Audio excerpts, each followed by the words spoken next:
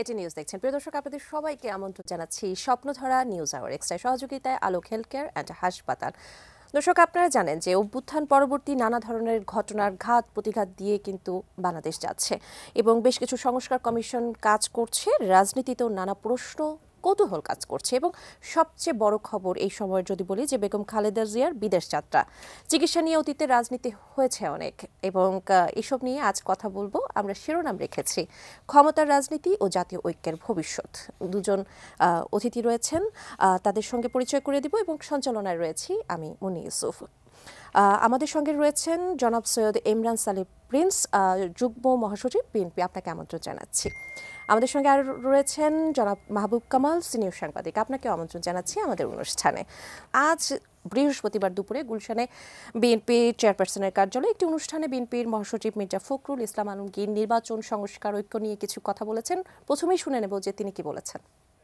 আমাদের ভারপ্রাপ্ত চেয়ারম্যান সাহেব তিনি মুক্ত হবেন অল্প দিনের মধ্যেই পুরোপুরি কেস থেকে। তিনিও এসে আমাদের মাঝে উপস্থিত হবেন ইনশাআল্লাহ। আমাদের যে ত্যাগ, আমাদের জনগণের, আমাদের ছাত্রদের, আমাদের যুবকদের, আমাদের স্বেচ্ছাসেবকদের, আমাদের মহিলাদের, এটা কোনো মতেই বৃথা যাবে না, বৃথা যায়নি।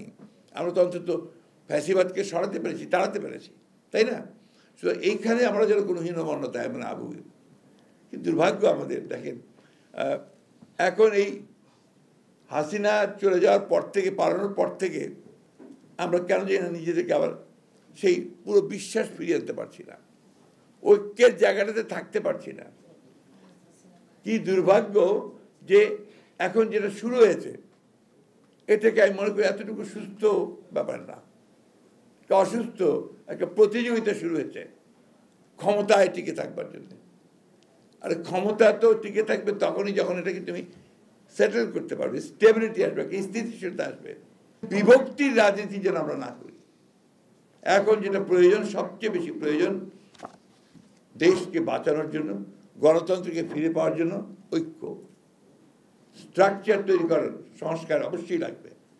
কিন্তু সেই সংস্কারটার যে পেছনে যে শক্তিটা লাগবে সেটা হচ্ছে একটা নির্বাচিত পার্লামেন্ট, নির্বাচিত সরকার।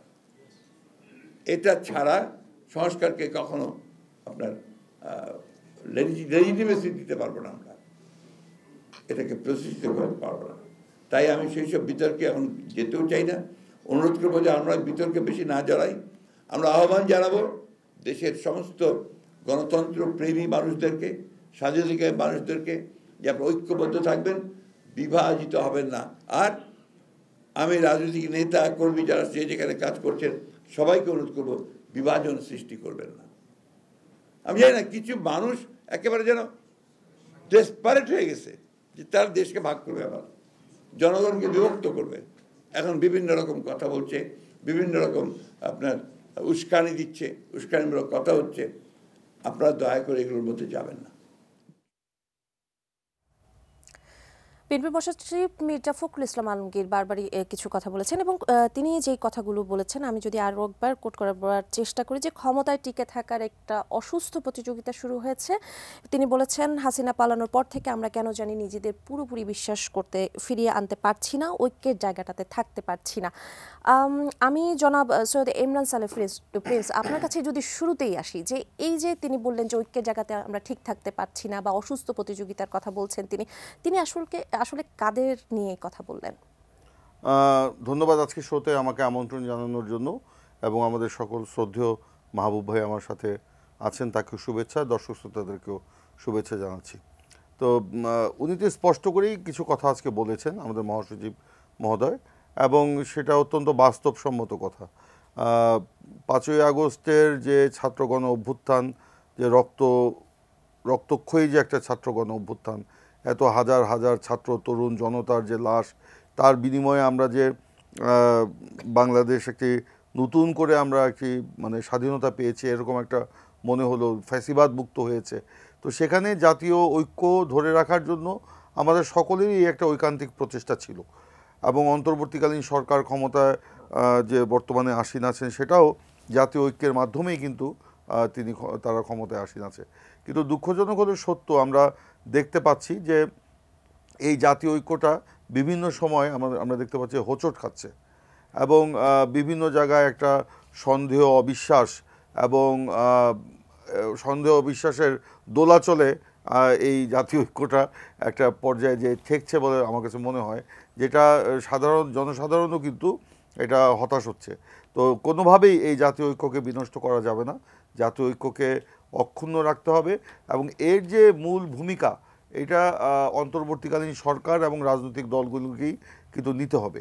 কিন্তু আমরা এই যে পারস্পরিক সম্মান শ্রদ্ধা রেখে আমরা বলি, বা সকলের প্রতি সম্মান শ্রদ্ধা রেখে আমরা বলতে চাই যে আসলে আমরা বিভিন্ন কর্নার থেকে যেসব বক্তব্য আসছে আমরা মনে করি এটা জাতীয় ঐক্যকে বিপন্ন করে তুলবে এবং সেখান থেকে আমাদের সকলে সরে আসা উচিত এবং এটা জাতির বৃহত্তর স্বার্থে। যে রক্ত, যে আত্মত্যাগ, যে ক্ষয়, যে ক্ষতি আমাদের হয়েছে, তা যদি আমরা এগুলো যদি মূল্য দিতে চাই, এই রক্তের ঋণ যদি আমরা পরিশোধ করতে চাই, তাহলে আমাদেরকে জাতীয় ঐক্য বজায় রেখে আমাদের গণতন্ত্রকে পুনরুদ্ধার করতে হবে। এখানে এই চোরাবালির মধ্যে আমাদের কোনো কিছু খোঁজা বা এখান থেকে কোনো কিছু তুলে আনার আমাদের কোনো প্রয়োজন নাই এবং জাতির যে স্বাভাবিক মানে গতি, যেটা এই গণ অভ্যুত্থানের মধ্য দিয়ে আমাদের এই ছাত্র তরুণরা রক্ত দিয়ে সেটা নির্দেশনা প্রদান করেছেন বা পথ দেখিয়েছেন, সেই পথে আমাদের হাঁটা উচিত বলে আমি মনে করি। এখানে আমাদের মধ্যে বিভেদ থাকা উচিত নয়। আমরা দেখতে পাচ্ছি যে এখানে নির্বাচন নিয়ে বা এখানে সংস্কার নিয়ে কিংবা এখানে সময় সময় বিভিন্ন ইস্যুকে সামনে নিয়ে এসে সেগুলোকে মানে একটা অস্থিরতা তৈরি করা, তো এগুলো অস্থিরতা তৈরি করে রাজনৈতিক ফয়দা হাসিলের সময় কিন্তু শেষ হয়ে গেছে, ওই দিন কিন্তু শেষ। এখন আমাদেরকে গঠনমূলক রাজনীতি, দেশ গঠনের রাজনীতি এবং প্রকৃত অর্থেই দেশ এবং জনগণের কল্যাণের কথা চিন্তা করে আমাদের কাজগুলো করতে হবে। এই যে হঠাৎ করে যে অস্থিরতা সৃষ্টি করা হচ্ছে, বিভিন্ন ইস্যুকে নন ইস্যুকে ইস্যু বানানোর মানে পরিকল্পনা বলবো না, এটা ঠিক, এটা নিয়ে আসা হচ্ছে, এগুলো আসলে আমাদের এই জাতীয় ঐক্যকে কিন্তু ক্ষুণ্ণ করবে। এই জন্য আমরা বলেছি যে এই অন্তর্বর্তীকালীন সরকার জনগণের সরকার, আমরা সমর্থন করি। আমাদের এই সমর্থনকে প্রশ্নাতীত করার দায়িত্ব কিন্তু অন্তর্বর্তীকালীন সরকারেরই এবং সেই কারণেই আমরা মনে করি যে অন্তর্বর্তীকালীন সরকারের সাথে রাজনৈতিক দলগুলোর একটা নিবিড় সম্পর্ক থাকা উচিত এবং সেই নিবিড় সম্পর্কের মধ্য দিয়েই আমাদের সামনে কিন্তু সমাধান খোঁজা উচিত। এই হঠাৎ করে আমরা অন্তর্বর্তীকালীন সরকারের মধ্য থেকেই যে কথাগুলো আমরা শুনতে পাই সেগুলো কিন্তু এই আমাদের জাতীয় ঐক্যকে কিন্তু মানে হোঁচট খাচ্ছে, কিংবা অন্য যেসব আন্দোলনের শক্তি ছিল তাদের মুখ থেকেও যেসব আমরা কথা শুনতে পাচ্ছি বা তাদের যে বডি ল্যাঙ্গুয়েজ, তাতে কিন্তু আমরা মনে হচ্ছে যে কোথায় যেন আমরা হারিয়ে যেতে পারি। কিন্তু এই আমাদের হারিয়ে যাওয়া, এটা কিন্তু জাতির হারিয়ে যাওয়া এবং ওই যে পতিত স্বৈরাচার ফ্যাসিবাদী শক্তি, আধিপত্যবাদী শক্তি, যারা দেশের ওপারে সীমান্তের ওপারে বসে তারা নানান রকম ষড়যন্ত্র করছে, প্রতিনিয়ত নানান রকম মিথ্যাচার করছে, প্রোপাগান্ডা ছড়াচ্ছে, তারাই কিন্তু তখন লাভবান হবে। তারা যদি লাভবান হয় তাহলে আমাদের এই আত্মত্যাগ বৃথা যাবে, কিন্তু আমি মনে করি ইতিহাস বলে এই আত্মত্যাগ কখনো বৃথা যেতে পারে না। জনাব মাহবুব কামাল, আমি যদি জনাব সৈয়দ ইমরান সালেহ প্রিন্স তার কথা সূত্র ধরেই আপনার কাছে জিজ্ঞেস করি এবং মির্জা ফখরুল ইসলাম আলমগীরের কথা সূত্র ধরে যদি জিজ্ঞেস করি, যেমনটি বলা হয়েছে যে ক্ষমতায় টিকে থাকার একটি অসুস্থ প্রতিযোগিতা শুরু হয়েছে, তিনি তেমনটি বলছেন। এই যে অসুস্থ প্রতিযোগিতা আসলে কারা শুরু করছে বা আপনিও কি তাই মনে করেন কিনা? সামগ্রিক চিত্রটি কি? সামগ্রিক চিত্রটি আমি বলছি, প্রথমে প্রিন্স ভাই বললেন যে সন্দেহ হচ্ছে আর কি, বা আমরা যেন হারিয়ে যাই। সন্দেহের এখানে কিছু নাই, এভরিথিং ইজ ক্রিস্টাল ক্লিয়ার, এটা পরিষ্কার, এখানে সন্দেহ টন্দেহ কিছু নাই। দেখেন, আপনি সামগ্রিক চিত্রটা বলতেছেন না, এটা আমি একটু বলি দেশটা কোন জায়গায় আছে এখন। দেখেন, প্রধান উপদেষ্টা নুরুল কবিরের সাথে, সাংবাদিক নুরুল কবিরের সাথে সাক্ষাৎকারে বললেন, মানে কথাটা এরকম যে ওনার দৃষ্টিশক্তি এত স্বচ্ছ না যে পুরো দেশটাকে উনি দেখতে পারেন, মানে কথাটার মানে এরকম আর কি। তো ঠিক আছে, 85 বছর বয়সে আপনার দৃষ্টিশক্তি কমে যেতে পারে, এটা এটা এটা কোনো দোষের কিছু না। তো আপনি দৃষ্টিশক্তি কমে যদি যেয়ে থাকে তা আপনি ছেড়ে দেন, আপনি নির্বাচন দিয়ে আপনি চলে যাচ্ছেন না কেন? এটা একটা মৌলিক প্রশ্ন না? আপনি দেশটাকে দেখতে পাচ্ছেন না, অথচ আপনি ক্ষমতায় থাকবেন। এখন আমরা বলছি যে আপনার সেবা আমরা আর নিতে চাই না, আপনি বলছেন যে না, সেবা তোমাকে নিতেই হবে, এটা তো কোনো কথা হইল না। হ্যাঁ, আপনি বলতে পারেন যে জনগণ আপনাকে চায় এখনো, আপনি বলেনও মাঝে মাঝে জনগণ চাইলে আমি থাকবো না। তো জনগণ যে চাচ্ছে না বা চাচ্ছে, এইটার ব্যারোমিটারটা কি? এটা কিভাবে মাপবো আমরা? এটা কোনো রেফারেন্ডাম হয়েছে বা কোনো ভোট হয়েছে?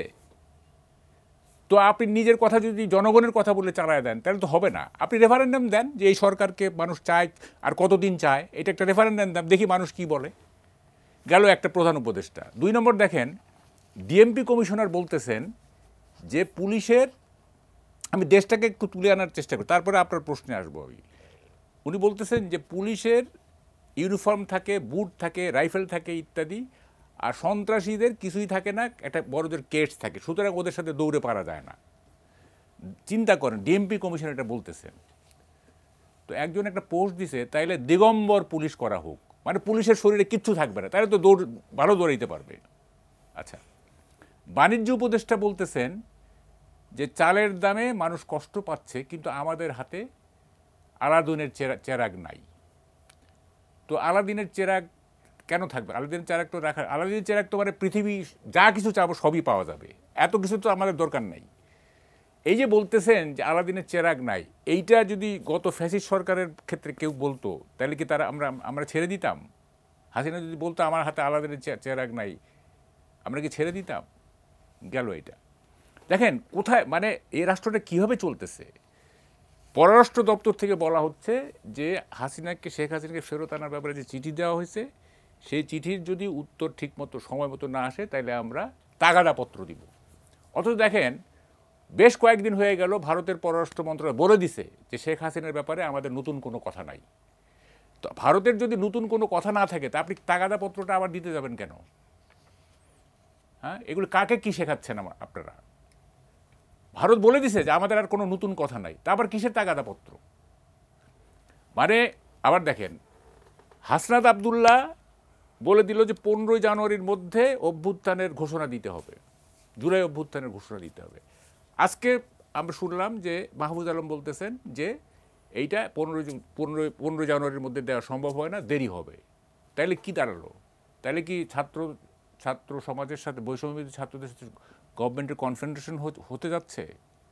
বিএনপির সাথে তো একটা কনফ্রন্টেশন লাগবেই, খুব দ্রুতই লেগে যাবে। আবার বৈষম্য বিরোধী ছাত্রদের সঙ্গে যদি কনফ্রন্টেশন, আপনি কয়টা সামাল দিবেন? এই যে একটা হসপস অবস্থা তৈরি করা হলো আর কি। দেখেন, মানে অবস্থাটা দেখেন আপনি, রাজনীতি নিয়ন্ত্রণ করা হচ্ছে, মিডিয়া সেলফ সেন্সরশিপে চলে গেছে, বাকি থাকলো কি? অর্থনীতির অবস্থাটা দেখেন। আপনার কর্পোরেট ট্যাক্স বসানো হয়েছে সম্প্রতি, তারপর কাঁচামালের উপরে যে ট্যাক্স কর সেটা দ্বিগুণ করা হয়েছে, গ্যাসের দাম বাড়তেছে, মানে বলছেন আর কি যে মানে হয়তো দ্বিগুণ হয়ে যাবে গ্যাসের দাম। তাহলে শিল্পটা গড়ে উঠবে কিভাবে? গার্মেন্টস তো এমনি শেষ হয়ে যাচ্ছে, শিল্পটা মানে কিভাবে গড়ে উঠবে? আচ্ছা, জিডিপির প্রবৃদ্ধি কমে গেছে, ইনফ্লেশন ডাবল ডিজিট, খাদ্য ইনফ্লেশন 12 পয়েন্ট কত যেন। আচ্ছা, এই যে যখন একটা অবস্থা, আমরা তো দেখতেছি একটা দুর্ভিক্ষ আসতেছে। মানে অর্থনীতি যেভাবে, মানে এখন যদি একটা মানে ইলেকটেড মানে গভর্নমেন্ট যদি না আসে তাহলে এই দেশ কিন্তু খুব বাজে অবস্থায় চলে যাবে। এই গভর্নমেন্ট একটা ইনঅ্যাক্টিভ গভর্নমেন্ট, এই গভর্নমেন্টের কোনো দায় নাই। হ্যাঁ, এই গভর্নমেন্টের কোনো দায় নাই। এইটা হচ্ছে লটারির মতো, যদি লাইগা যায় তো, যদি লাইগা যায় তো এইটা এইভাবে তো আর মানে দেশ চলতে পারে না, তাই না? এটা তো সিস্টেমের মধ্যে চলতে হবে, লটারি তো না এটা। এখন তাহলে আমাদের কি করতে হবে? মানে আমি চিফ অ্যাডভাইজারের কাছে জিজ্ঞেস করতে চাই, এই যে নচিকেতার একটা গান মনে পড়ে, গানটা এরকম বিষয়বস্তু যে ভারতের সব খারাপ দিক বলে টোলে, তারপরে লাস্ট লাইনটা হইল তবুও রেডিওটা বেজে চলে সারা জাহাঁ সে আচ্ছা। মানে পৃথিবীর মধ্যে সবচেয়ে ভালো দেশ, মানে আগে তো ওই যে সব কিছু বলে নেয় আর কি, কোথায় কোথায় কী সমস্যা এসি, তারপর বলতে সারে জাহাঁ সে আচ্ছা। তাহলে কি আমরা এখন এটা বলবো যে এই এমন শাসন, এত ভালো শাসন আর আমরা কখনো দেখিনি? এই গান গাবো আমরা নচিকেতার মতো? একেবারেই আমাদের সাফ কথা। আচ্ছা দেখেন, ঐক্যের কথা বলতেছেন এই আমাদের মির্জা ফখরুল ইসলাম, উনি নিজেও জানেন যে এই দেশ ডিভাইডেড হয়ে গেছে, এই দেশ কমপ্লিটলি ডিভাইডেড হয়ে গেছে এবং শার্প ডিভিশন। এবং আমি তো বলি আফ্রিকার গোত্র বিভক্ত সমাজের যে বিভক্তি, সেই বিভক্তির চাইতেও ভয়ঙ্কর বিভক্তি এটা। এইখানে মির্জা ফখরুল ইসলাম যদি দেয়ালে মাথা ঠোকায় তারপরেও ঐক্যবদ্ধ জাতি করতে পারবেন না উনি, যে অবস্থায় চলে গেছে।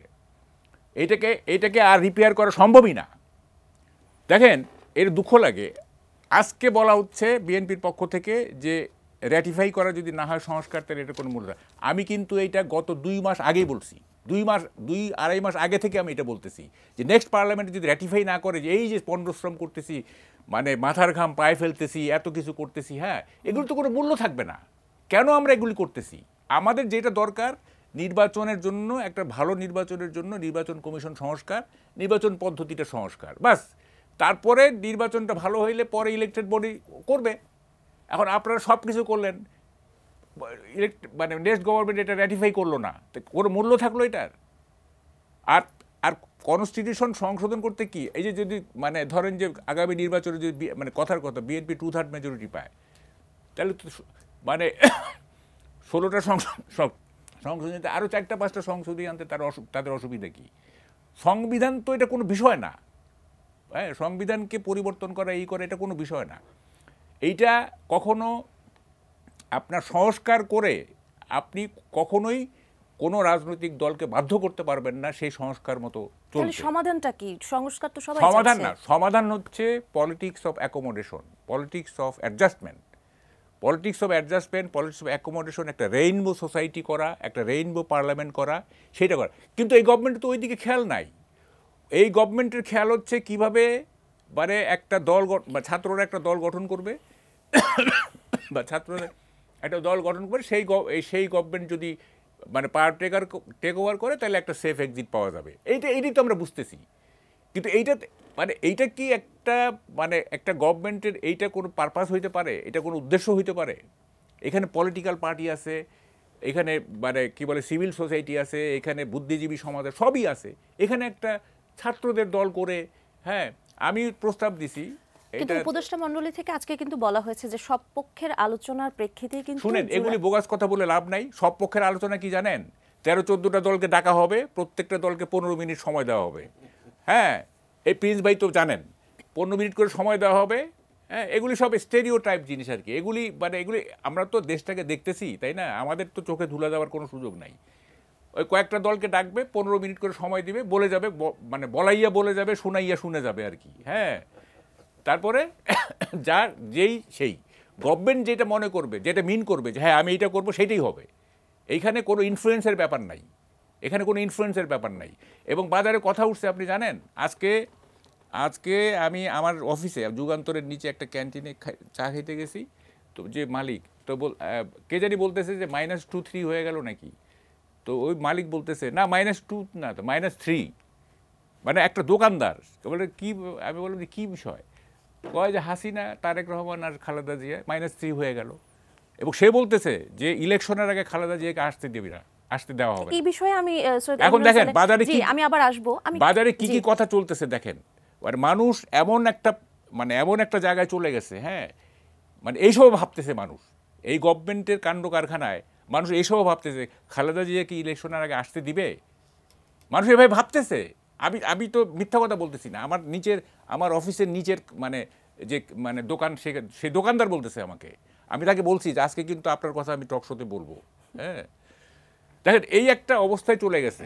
এখন এইখান থেকে কিভাবে উদ্ধার হবে, হ্যাঁ, এই জায়গাটা থেকে কিভাবে উদ্ধার হবে, এইটা বিশেষ করে বিএনপিকে ভাবতে হবে। আমি বলি, হ্যাঁ, এটা বিএনপি, কারণ আর তো শক্তি নাই, এটা স্বৈরাচার তো চলে গেছে, তাই না? এটা তো আর ফোনে একজন দর্শক আছে, একটু শুনে নিই দর্শক কি প্রশ্ন করতে চায়। জি দর্শক, আপনার নাম বলে প্রশ্নটি রাখুন। ওয়ালাইকুম আসসালাম, জি বলুন। আমি সাধারণ কবি ডাগুনগঞ্জ নোয়াখালী থেকে। জি, সম্মানিত অতিথি দুজনের কাছে আমার প্রশ্ন, আমার 53 বছরের দেখা যে দেশের বড় বড় ঋণ খেলাপি এবং দুর্দর্শ সন্ত্রাসী অর্থ পাচারকারী, এরাই তো স্টেট পলিসি মেকার হয়ে আসছে 53 বছর দাঁড়াইছিলেন। আওয়ামী লীগ, বিএনপি, জাতীয় পার্টি, এটসেট্রা। আবার এরশাদ সাহেব এবং জিয়া রহমান সাহেব, ওনারা ক্ষমতা দখল করে রাজনীতির দল গঠন করছে। যেমন জিয়া রহমান সাহেব করছেন প্রথম ডাকদল এবং সেকেন্ড করছেন বিএনপি। আপনার প্রশ্নটা একটু বলবেন।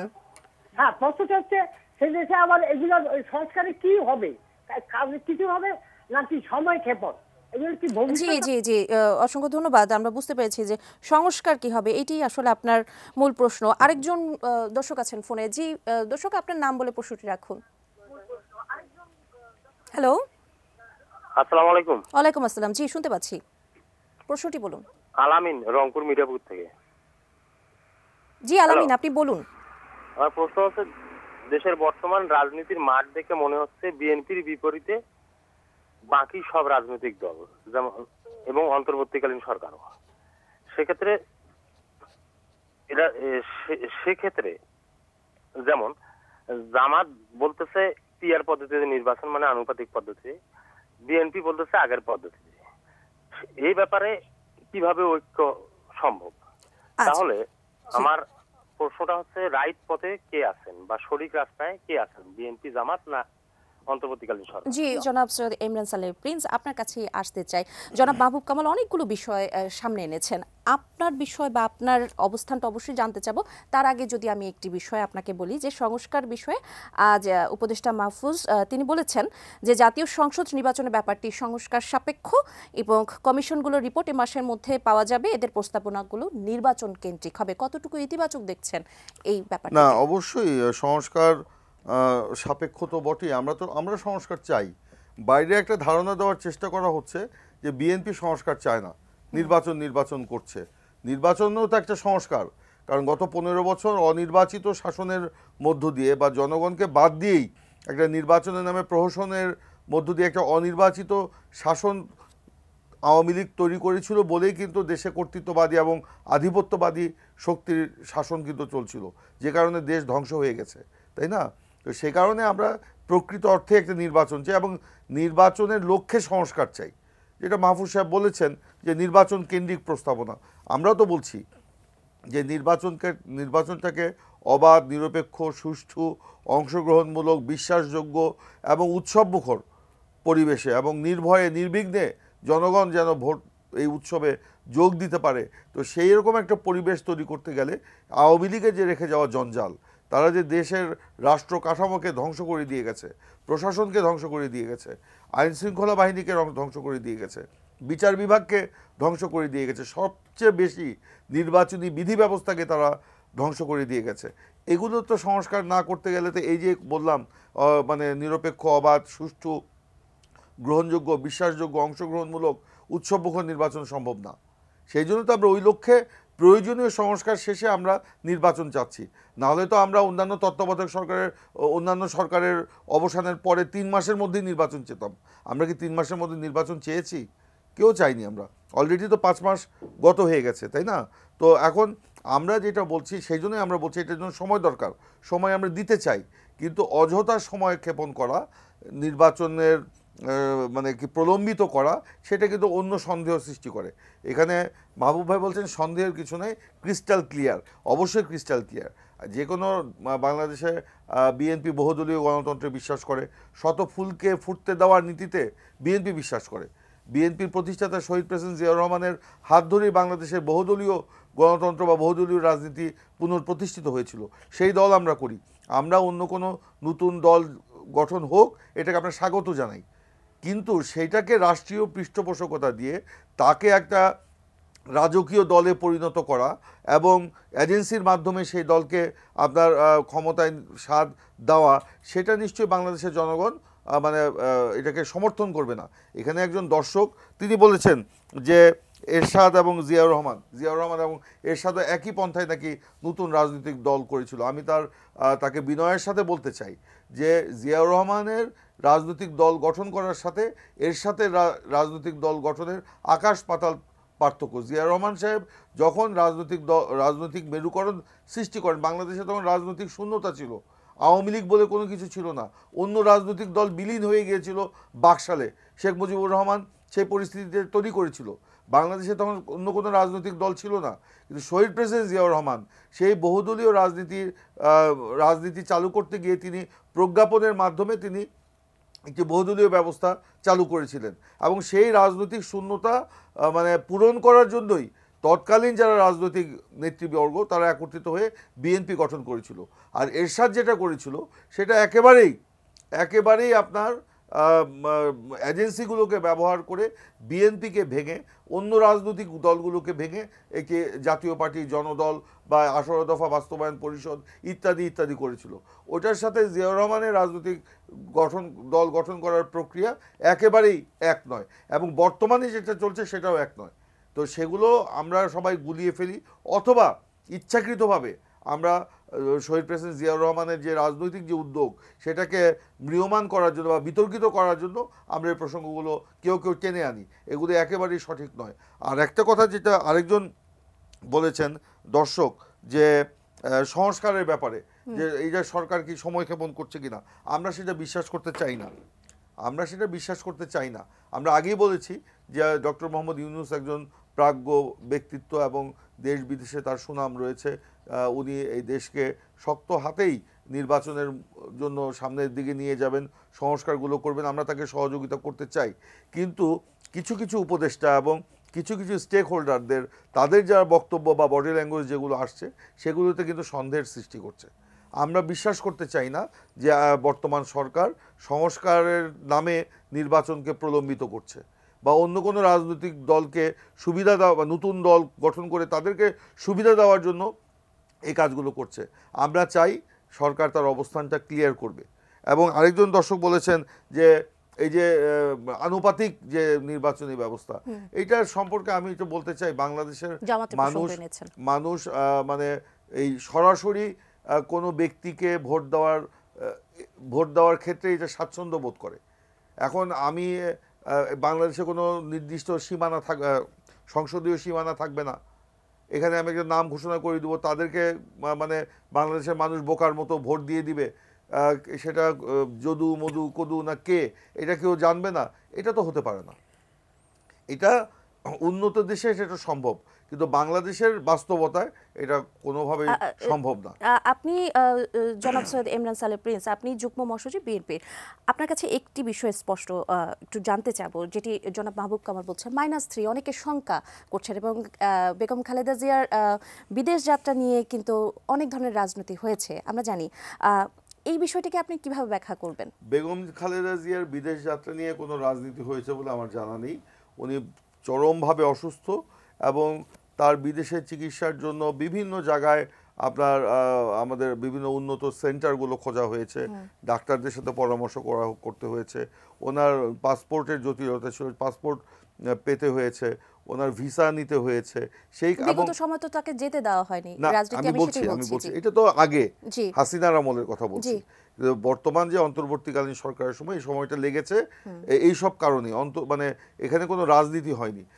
তবে আগে আওয়ামী লীগ আমলে যেটা হয়েছে, তো ইচ্ছাকৃতভাবে বেগম খালেদা জিয়াকে আপনাদের জানেন মিথ্যা মামলায় ফরমাইশি রায় দিয়ে 25 মাস জেলে রেখে তার জামিনের অধিকার কেড়ে নিয়ে বাংলাদেশের খুনি, ডাকাত, দুর্নীতিবাজ, সন্ত্রাসী তাদেরও জামিন হয়। বেগম খালেদা জিয়ার মতো নেত্রী, যার বাংলাদেশে কোনো নির্বাচনে পরাজয়ের কোনো ইতিহাস নাই কোনো আসনে, তার মতো একজন সর্বাপেক্ষা জনপ্রিয় নেত্রীকে আপনার বিদেশে যেতে দিবেন না। ধুকে ধুকে তাকে মৃত্যুর দিকে ধাবিত করেছিল শেখ হাসিনা। কিন্তু আজকে ভাগ্যের কি নির্মম পরিহাস দেখেন, শেখ হাসিনা গণ অভ্যুত্থানে গণধাওয়া খেয়ে মালবাহী হেলিকপ্টার প্লেনে তাকে ভারতে আশ্রয় নিতে হয়েছে। আর বেগম খালেদা জিয়া সসম্মানে রাজকীয় প্লেনে রাষ্ট্রীয় প্রোটোকলে তিনি আজকে জীবন বাঁচাতে উন্নত চিকিৎসার জন্য তাকে আপনার যেতে হয়েছে। সেই কি মানে ব্যবস্থা কাতার সরকার, ব্রিটিশ সরকার, এমনকি যুক্তরাষ্ট্রের সরকার সেখানে তার ব্যাপারে নিচ্ছে। তো এটা ভাগ্যের কি নির্মম পরিহাস।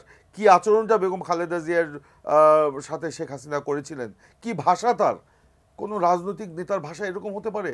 কোনো প্রধানমন্ত্রী, সে প্রধানমন্ত্রী যেভাবেই নির্বাচিত হোক, অবৈধভাবে হোক, দিনের ভোট আগের রাতে নিয়ে হোক, চুরি করে হোক, সে তো প্রধানমন্ত্রীর চেয়ারে ছিলেন, ওনার ভাষা এটা হতে পারে?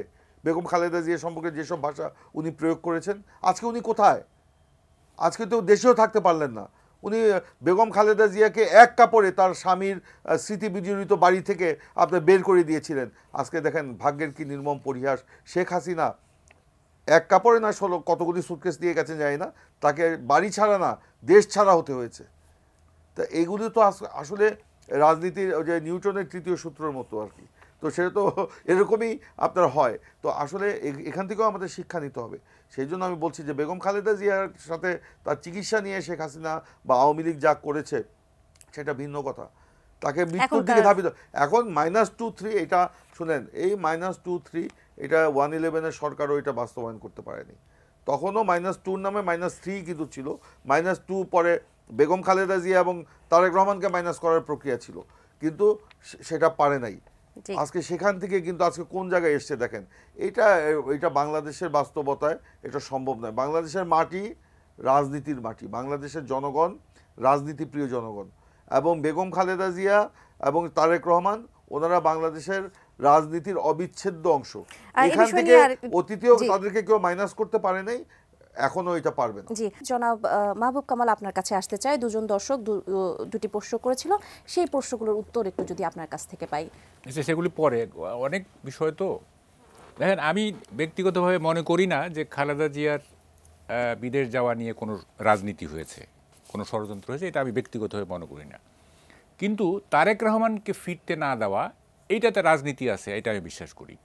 বিএনপি নেতৃত্ব যতই বলুক যে মামলাগুলো শেষ করে নিষ্পত্তি হওয়ার পরে এটা আমরা আইনগতভাবে আনতে চাই, এটা ঠিক না। গভর্নমেন্ট চাইলে এইটা উনি ওই কি বলে ওই 5ই আগস্টের বিজয়ের 2 দিন পরে নেক্সট অ্যাভেলেবল ফ্লাইট ধরে উনি সেলিব্রেশনে যোগ দিতে পারতেন। এইটা আমরা বুঝি, হ্যাঁ, এটা গভর্নমেন্ট চায় নাই, সেই কারণে হয় না। এখন বিএনপি নেতৃত্ব মানে এটা বাইর করছে আর কি, যে কি মামলাগুলো নিষ্পত্তি না হলে গভর্নমেন্ট চাইলে আবার হয় না কি বাংলাদেশে, কি হয় না, কত লোকিত আনসারুল্লাহ বাট টিমের হেড বের হয়ে গেল, সুইডেন আসলাম বের হয়ে গেল, ওই যে শিবিরের যে চট্টগ্রামের যে কি বলে কি নাম যেন, সে বের হয়ে, সবাই তো বের হয়ে গেল, জঙ্গিরা বের হয়ে গেল, আর তারেক রহমানের দোষ হয়ে গেল। এগুলি আমরা বিশ্বাস করি না। আচ্ছা, 2 নম্বর কথা হচ্ছে, দেখেন সংস্কার, আমি মনে করি সংস্কার দরকারই নাই, নির্বাচনের ব্যাপারেও সংস্কার দরকার নাই। কি কারণে একটু শুনেন প্রিন্স ভাই। তত্ত্বাবধায়ক সরকার রিভাইভ করছে না।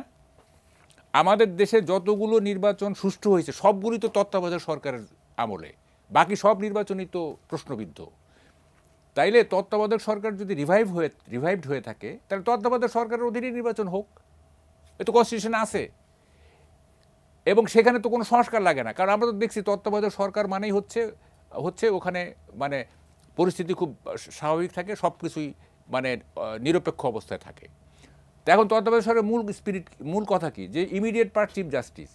আচ্ছা, ইমিডিয়েট পার্ট চিফ জাস্টিস যদি পছন্দ না হয়, তার আগে চিফ জাস্টিস, সেটাকে তাহলে যেটা গ্রহণযোগ্য হবে, যদি তিনি না হন, এটা কনস্টিটিউশনে আছে তো, তার আগের চিফ জাস্টিস, সেটাও যদি না হয় তাহলে একজন গ্রহণযোগ্য লোক। তা আমরা তো তত্ত্বাবধায়ক সরকারের আন্ডারে নির্বাচন করতে পারি, এত সংস্কারের তো দরকার নাই। এটা তো পুনর্বহাল করা হয়েছে, পঞ্চদশ সংশোধনীর এই অংশটা তো বাতিল করা হয়েছে। ত্রয়োদশ সংশোধনীর আবার মামলার যে সেটি রিভিউ পেন্ডিং আছে। না, আমি বলছি পঞ্চদশ সংশোধনীর এই অংশটা তো আপনার বাতিল করা হয়েছে, তার মানে তত্ত্বাবধায়ক সরকার এখনো আছে কনস্টিটিউশনে। তো ফলে এইটার মধ্যেই তো করা যায়, সংস্কারের তো দরকারই পড়ে না। আচ্ছা, আরেকটা হলো, এই যে এক ভদ্রলোক না কে জানি বললেন যে জামাতের যে আনুপাতিক, একজন দর্শক, দেখেন আমি প্রিন্স ভাইয়ের সাথে ডিফার করি। আমাদের দেশে আসলে পিআর সিস্টেমই উপযুক্ত, কারণ এখানে ওয়েস্টমিনিস্টার সিস্টেমে হয় কি, ব্রুট মেজরিটি পেয়ে যায়, তখন যা খুশি তাই করা হয় আর কি। হ্যাঁ, মানে এটা যেমন ধরেন যে 2001-এ বিএনপি ব্রুট মেজরিটি পাইছে, অনেক কিছুই হয়েছে। আবার 2009-এ শেখ হাসিনা ব্রুট মেজরিটি পেয়ে তার কনফিডেন্স লেভেল বাইরে গেছে, যা খুশি তাই করছে। তো ব্রুট মেজরিটি থেকে দেশকে রক্ষা করতে গেলে পিআর সিস্টেম দরকার। পিআর সিস্টেম দরকার হলে কি, একটা হাং পার্লামেন্ট হবে, একটা মানে মোস্ট প্রবাবলি হাং পার্লামেন্ট হবে, এবং সবাই একটা কোয়ালিশন গভর্নমেন্টের মধ্য দিয়ে একটা পরীক্ষা নিরীক্ষা করা যেতে পারে। তো যাই হোক, এই নির্বাচনে তো এটা সম্ভবই না। জামাত কেন এটা চাচ্ছে এটা বুঝতে হবে। সেটা হচ্ছে যে ওয়েস্টমিনিস্টার সিস্টেমে জামাতের সর্বোচ্চ সিট আমরা দেখছি 18টা। তো এখন পিআর সিস্টেম যদি হয়, জামাতের ভোট 7% থেকে এখন যদি কিছু বাড়ে, ধরেন যে 10% হলো জামাতের ভোট, 10% হলে পিআর সিস্টেমে জামাত পাবে 30টা সিট, ঠিক আছে? কিন্তু জামাত এ পর্যন্ত হাইয়েস্ট পাইছে 18টা, ঠিক আছে? তাহলে 12টা সিট বেড়ে গেল। অবশ্য এখানেও একটা ধাঁধা আছে, জামাত তো আসলে ক্ষমতা দখল করতে চায়, তো কেন তারা 30টা সিটে মানে খুশি থাকতে চাচ্ছে এটাও একটা প্রশ্ন। তো যাই হোক, এখন এগুলি খুব এলোমেলো, মানে জিনিসগুলো আমি ঠিক বুঝতেছি না, মানে পলিটিক্সগুলো এরকম হয়ে গেছে আর কি, মিলে না আর কি। জামাত ক্ষমতা, রাষ্ট্র ক্ষমতা দখল করতে চায়, আবার তারা বলে পিয়ার সিস্টেম। আরে পিয়ার সিস্টেমে ক্ষমতা দখল করতে গেলে তো আপনাকে কি বলে যে কত % সিট লাগবে আপনার, তো তিনটা, আপনাকে লাগবে 151টা, তো 3 দিয়ে ভাগ করেন, এই কি বলে যে কতগুলি কত % ভোট লাগবে সেটা তো দেখতে হবে। 150কে 3 দিয়ে ভাগ করলে যত হয় তত % ভোট আপনাকে পেতে হবে, তাই না? তত % ভোট তো আপনার নাই, আপনার সর্বোচ্চ ভোট হচ্ছে 10%, যদি মানে আমি আর একটু বাড়ায় বলি আর কি। তো কী কারণে তারা পিয়ার সিস্টেম চাচ্ছে এটাও বুঝি না। হ্যাঁ, যাই হোক, এখন কথাটা হচ্ছে, মানে লাস্ট কথা যেটা হচ্ছে সেটা হচ্ছে যে যত দ্রুত সম্ভব আমরা আর মানে এই ধরনের একটা ইনঅ্যাক্টিভ গভর্নমেন্ট, প্রিন্স ভাই বললেন যে উনি বললেন যে উনি চিফ অ্যাডভাইজার, উনি আমরা বিশ্বাস করি শক্ত হাতি, ওনার শক্ত হাত কোথায়? ওনার হাত তো তুলতুলে, একেবারেই তুলতুলে হাত। হ্যাঁ, এটা বিড়ালের গায়ের চাইতেও তুলতুলে। হ্যাঁ, এটা এই হাত শক্ত হওয়ার মতো না। জনাব সৈয়দ এমদাদ সালেহ, জি আমি একটু যদি আসি, জনাব সালেহ প্রিন্স আপনার কাছে যদি আসি, যে প্রধান উপদেষ্টার কথা বলছিলেন, আজকে তিনি বলেছেন যে অন্তর্বর্তী সরকার জাতীয় নির্বাচন অনুষ্ঠানের পাশাপাশি স্থানীয় সরকার নির্বাচন করারও প্রস্তুতি নিচ্ছে। এই যে স্থানীয় সরকার নির্বাচন আগে না জাতীয় নির্বাচন আগে, সেটি নিয়েও কিন্তু একটু দোলাচল আছে। এবং স্থানীয় সরকার সংস্কার কমিশনের প্রধান তিনি বলেছেন যে স্থানীয় সরকার নির্বাচন হয়ে যাওয়া উচিত, তিনি সেটি মনে করছেন। আপনার কি অভিমত? দেখুন, দেশের যে মূল সমস্যা এখন যে গণতন্ত্র পুনরুদ্ধার করতে গেলে এবং সংস্কারগুলো করা, এইগুলি করতে গেলে আপনার জাতীয় সংসদ নির্বাচনই আগে করতে হবে। আমি তো বলেছি বাংলাদেশের যে স্টেক হোল্ডার যারা রয়েছে এই রাজনৈতিক দল, তারা কি কেউ বলেছে যে আপনার এই জাতীয় নির্বাচনের আগে আপনার এই কি বলে স্থানীয় নির্বাচন হতে হবে? এখন স্থানীয় সরকার কমিশনের যিনি প্রধান, তিনি বলে দিলেন যে এটা আপনার করতে হবে। তো এখানে আমরা চিফ অ্যাডভাইজার কি বলেছিলেন যে স্থানীয় সরকারের যে বিভিন্ন কমিশন যে গঠন করা হয়েছে 6টা কমিশনের তারা বসে সরকারকে তারা একটি প্রস্তাবনা দিবে, সেই প্রস্তাবনা নিয়ে সরকার রাজনৈতিক দলগুলোর সাথে বসে সেখানে যেগুলি ঐক্যমত হবে সেগুলি বাস্তবায়ন হবে। আমি যতদূর মনে আছে প্রধান উপদেষ্টা কয়েকবার এই কথাটা বলেছেন। তো সেটার আগেই তো কি বলে স্থানীয় সরকারের যিনি কমিশন প্রধান তিনি বলে ফেললেন এটা হতে হবে, এবং প্রধান উপদেষ্টা এটা বলে ফেললেন। তো এখানে তো সরকারের মধ্যেই আমরা একটা বিপরীতমুখী আচরণ আমরা দেখতে পাচ্ছি। এগুলি তো সন্দেহের সৃষ্টি করে, এগুলি তো আপনার মানুষের মধ্যে উদ্বেগের সৃষ্টি করে।